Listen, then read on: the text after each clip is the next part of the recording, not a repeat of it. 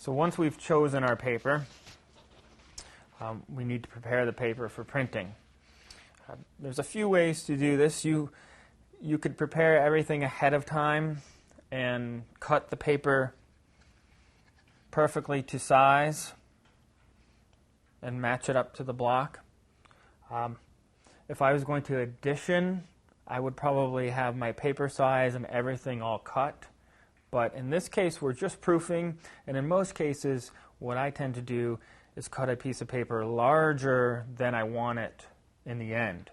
So I then can print my block on the surface of the paper and trim the paper down after the ink is dried to a matching size all the way around, which will be easy for a framer to deal with in the future. So to do this, what I'm going to do essentially is I'm going to take my sheet of paper, I'm going to fold it in half,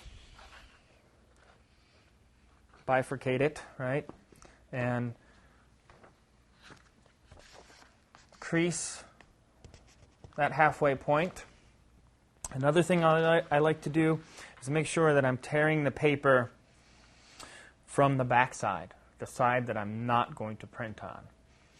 And using what's called a decal bar, which is just a big piece of stainless steel, a nice heavy-duty metal ruler is all you need. This is a little fancier.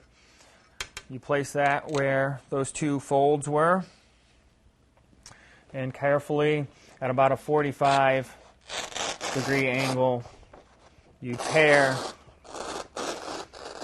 this paper in half.